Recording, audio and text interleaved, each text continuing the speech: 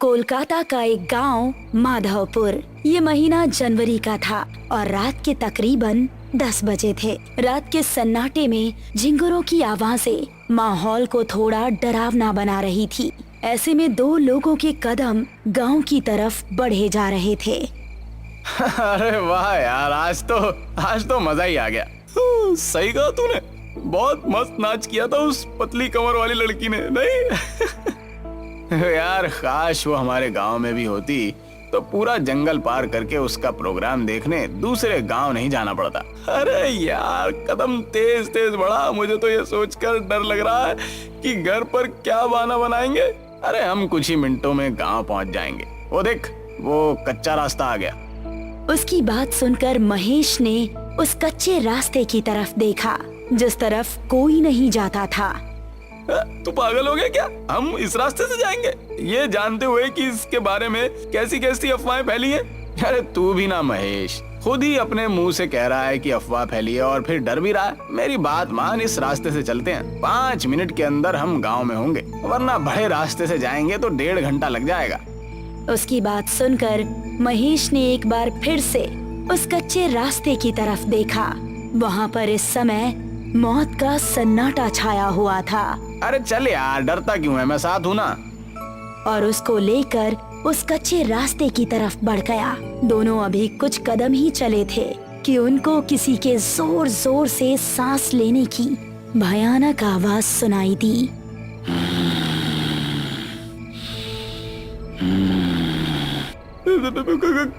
कौन है? अरे यार डरता क्यों है, कोई कुत्ता ही होगा। रमेश अभी आगे चला ही जा रहा था कि तभी उस आवाज के साथ उसको किसी के कदमों की भी आहट सुनाई देने लगी। मैंने कहा था ना, यहाँ से जाना ठीक नहीं है। अबे तू मुझे भी डरा रहा। देख, अंधेरा भी बहुत ज्यादा है, कुछ नजर नहीं आ रहा। अब बस हम दोनों अपने कदम गांव पहुंचकर ही रोकेंगे। तभी महेश की आंखें फटी रह गई। उसको रमेश के ठीक पीछे 2 लाल चमकती आंखें नजर आ रही थी। तेरे पीछे? अबे कौन है मेरे पीछे? रमेश ने जैसे ही पलटकर पीछे देखा, किसी ने उसका पैर पकड़ा और उसको झाड़ियों में खींच कर ले गया। महेश बचाओ मुझे, महेश। वो बिजली की रफ्तार से रमेश की आंखों से ओझल हो गया। रमेश के डर का कोई ठिकाना नहीं रहा। वो दिल में बस खौफ लिए तेजी से गांव की तरफ दौड़ने लगा और जब तक वो गांव नहीं पहुंच गया, उसने अपने कदम नहीं रोके।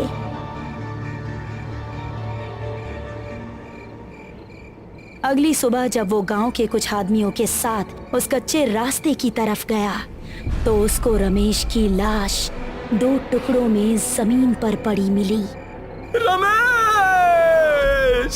उसकी आंखों से आंसू बह रहे थे और इस तरह इस कच्चे रास्ते का खौफ माधवपुर में और ज्यादा बढ़ गया। इस घटना के 3 महीने बाद मोहिनी, जो कि 21 साल की एक खूबसूरत लड़की थी, अपनी विधवा माँ और छोटी बहन मेघना के साथ इस गांव में रहने के लिए आई। बेटा, हमने वो गांव छोड़कर ठीक नहीं किया। अब पता नहीं यहाँ के लोग कैसे होंगे। मम्मी, थोड़ा तो एडजस्ट करना ही पड़ेगा ना। उस घर का किराया बहुत ज्यादा था। कुछ दिन यहाँ गुजार लेंगे तो सब नॉर्मल हो जाएगा। वो तीनों अब माधवपुर के एक घर में रहने लगे। कुछ ही दिनों में उन्हें वो गांव अपना सा लगने लगा। मोहिनी उसी गांव के कुछ बड़े घरों में काम काज करके अपना घर चलाने लगी। पड़ोस में रहने वाला रोहित नाम का एक लड़का मोहिनी को दिल ही दिल में पसंद करने लगा था, लेकिन उससे बात करने में थोड़ा हिचकिचा रहा था। एक शाम जब मोहिनी अपना काम खत्म करके घर पहुंची तो उसको घर में मेघना कहीं नजर नहीं आई और माँ काफी परेशान दिख रही थी। माँ, मेघना कहाँ है? वो दोपहर के वक्त टहलने निकली थी लेकिन अभी तक घर नहीं लौटी। मैंने आसपास पता भी किया लेकिन वो कहीं नहीं है। मुझे तो अब बहुत डर लग रहा है, पता नहीं कहाँ होगी वो। अरे माँ, आप डरिए मत, मैं अभी उसको ढूंढ कर ले आती हूँ। इतना कहकर मोहिनी घर से निकली और आसपास के इलाकों में देखने लगी, लेकिन उसको मेघना कहीं नजर नहीं आई। फिर घर वापस आते वक्त उसकी नजर उसी कच्चे रास्ते पर पड़ी। हर जगह देख लिया लेकिन कहीं नहीं मिल रही। अब तो बस यही एक जगह बची है। हो सकता है कि वो यहीं पर हो। उसको जंगल जाना बहुत पसंद भी है। ऐसा कहकर वो उस रास्ते की ओर बढ़ गई। दोनों तरफ घना जंगल और उसके बीच से निकलता हुआ वो कच्चा रास्ता। अंधेरा होने पर वो बहुत ही भयानक लग रहा था, लेकिन छोटी बहन की तड़प उसको उस रास्ते की तरफ खींच कर ले गई। मेघना, क्या तुम यहाँ हो? उसको जवाब में मेघना की आवाज तो नहीं आई, लेकिन वही सांस लेने की आवाज आने लगी।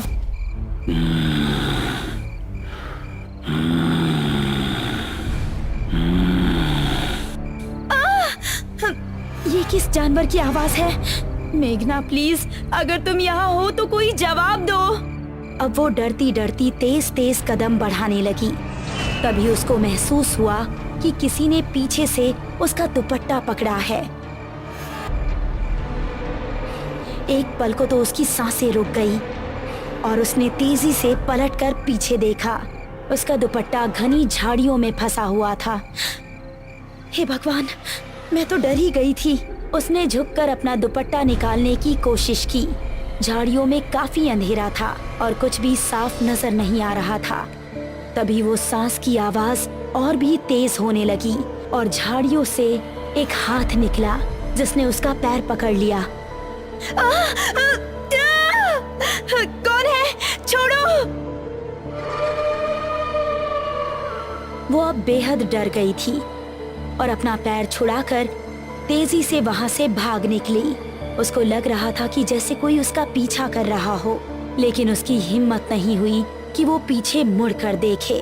वो घबराती हुई ऐसी भागी कि सीधा वो जाकर अपने घर के अंदर ही रुकी। अरे मोहिनी बेटा, क्या हुआ?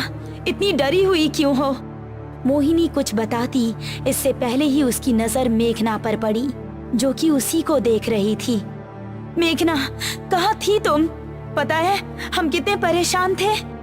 दीदी माफ कीजिएगा, हमारी एक नई दोस्त बनी है, हम उसी के घर पर थे। मोहिनी को मेघना को घर में देखकर थोड़ा सुकून मिला, लेकिन उसके साथ जो हुआ था वो उसके दिमाग में अभी भी घूम रहा था। रात को मोहिनी अपने कमरे में सो रही थी तो उसको वही सांस की आवाज सुनाई देने लगी।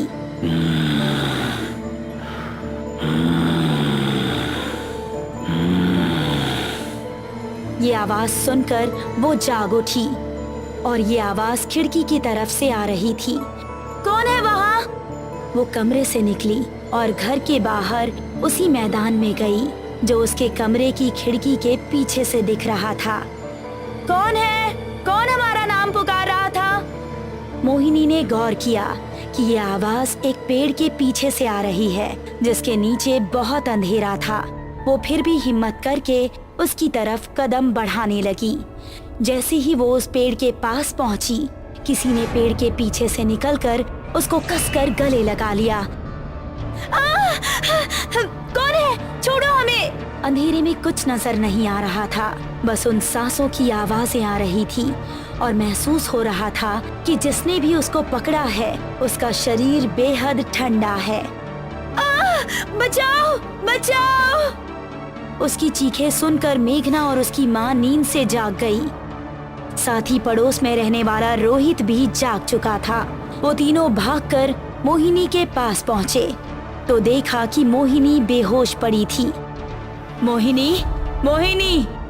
रोहित ने उसको गोद में उठाया और उसको उसके कमरे में लेकर आया। क्या हो गया है मेरी बच्ची को? ये आखिर वहाँ पहुँची कैसे? माँ और मेघना दोनों बेहद डरी हुई थी।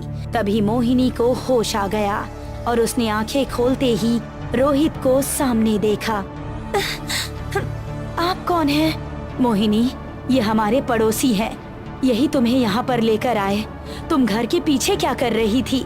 मोहिनी ने अपने परिवार वालों को कुछ बताना ठीक नहीं समझा और उसने बात को टालते हुए कहा, कुछ नहीं माँ, वहाँ कोई कुत्ता बहुत देर से भौंक रहा था। उसकी आवाज हमें सोने नहीं दे रही थी, इसीलिए हम उसे वहाँ भगाने गए थे।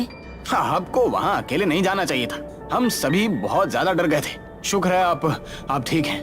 मोहिनी को रोहित की आंखों में अपने लिए फिक्र देखकर बहुत अच्छा लगा। और इसीलिए उसने हल्का सा मुस्कुरा दिया। चलिए मैं चलता हूँ। आपको कोई भी जरूरत हो तो बेझिझक मुझसे मदद ले सकती हैं। आखिर पड़ोसी तो पड़ोसी के काम आता है। ऐसा कहकर रोहित वहाँ से वापस अपने घर चला गया। वो अपने बेड पर लेटा ही था कि उसको वही सांस लेने की भयंकर आवाज सुनाई देने लगी।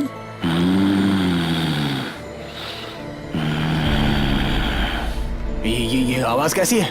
रोहित, रोहित। कौन है? रोहित अपने कमरे से निकला तो उसने सुना कि वो आवाज उसके बराबर वाले कमरे से आ रही है।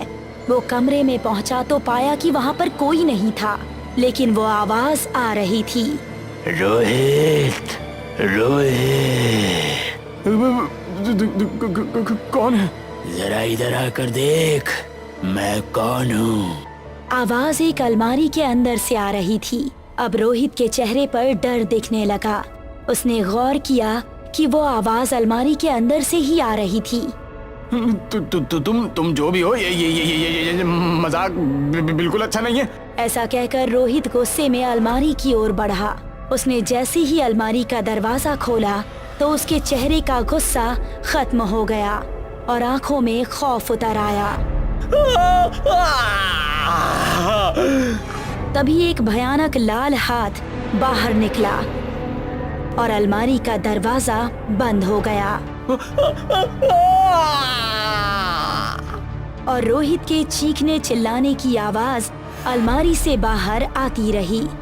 कुछ देर चीखने चिल्लाने के बाद अचानक से रोहित की आवाज आनी बंद हो गई। तभी धड़ाम से अलमारी का दरवाजा खुला और रोहित की कटी हुई गर्दन अलमारी से बाहर आकर गिरी।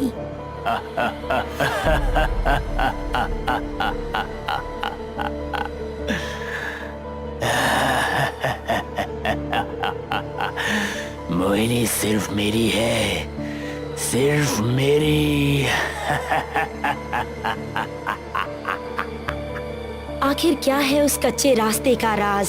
वो भयंकर सांसें किसकी है और कौन है जो लोगों की जानें ले रहा है? मोहिनी की जिंदगी में अब आगे क्या होगा? इन सभी खौफनाक रहस्यों से पर्दा उठेगा इस कहानी के अगले पार्ट में जल्द ही।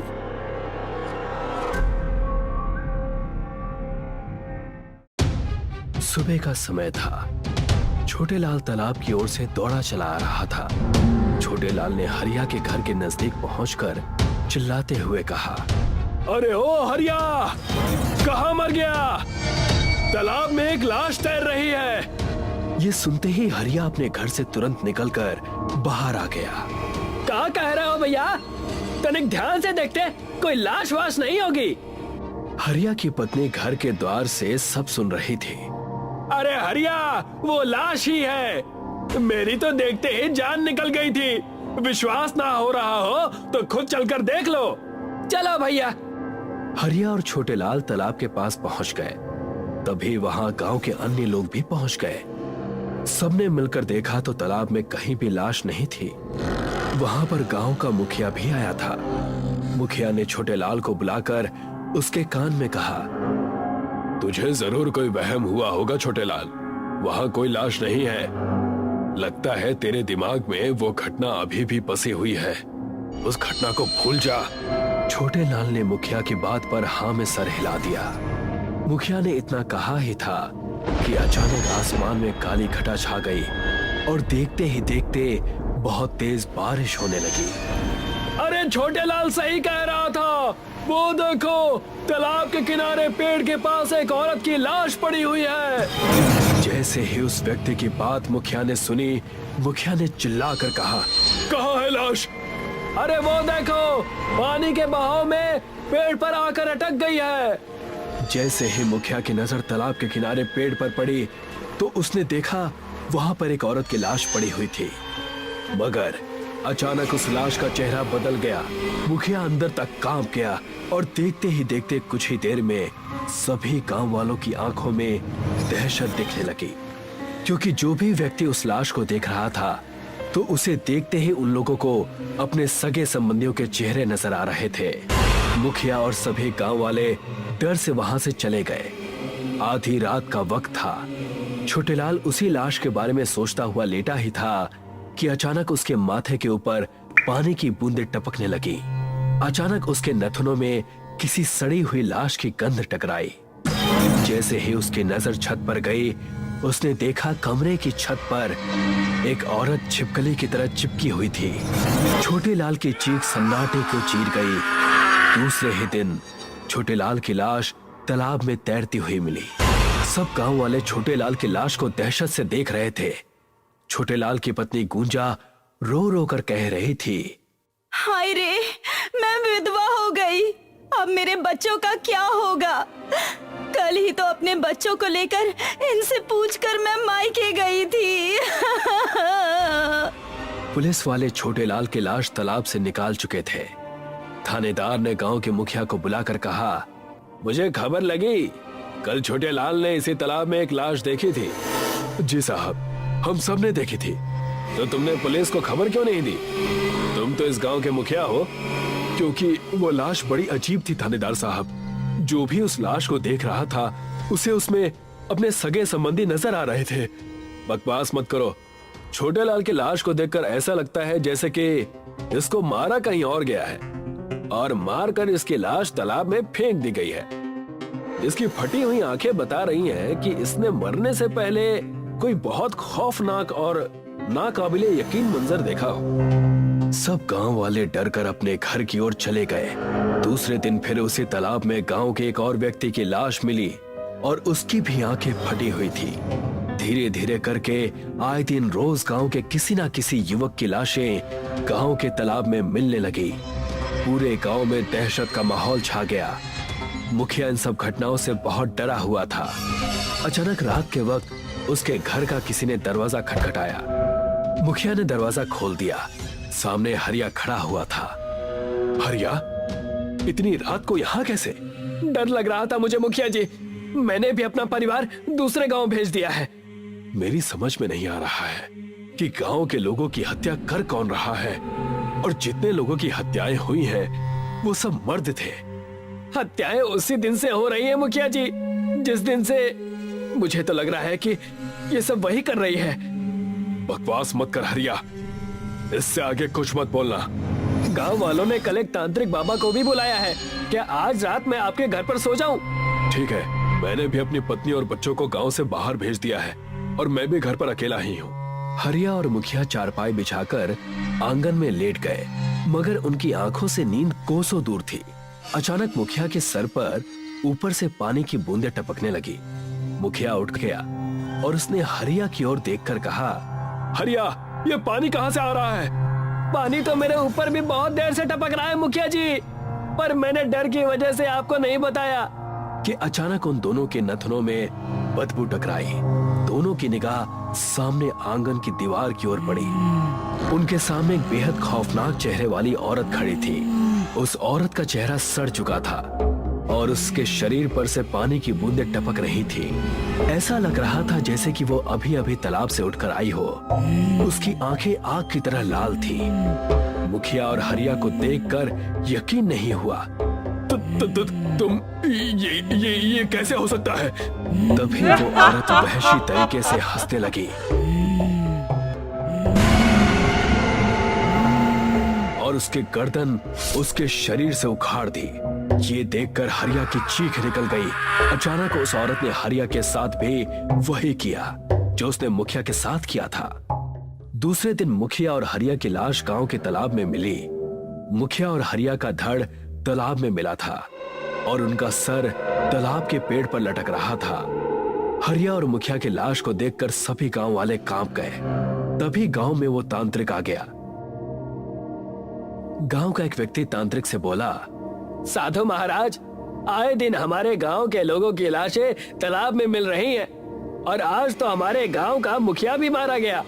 तुम चिंता मत करो, मैं देखता हूँ। तांत्रिक अपनी आंखें बंद करके मंत्र पढ़ने लगा। देखते ही देखते आसमान में काली घटा छा गई। अचानक साधु ने अपने झोले से लाल रंग का सिंदूर निकालकर तालाब में फेंक दिया। जैसे ही सिंदूर तालाब में गिरा, अचानक तालाब के अंदर से एक भयानक चेहरे वाली औरत निकलकर सामने आ गई।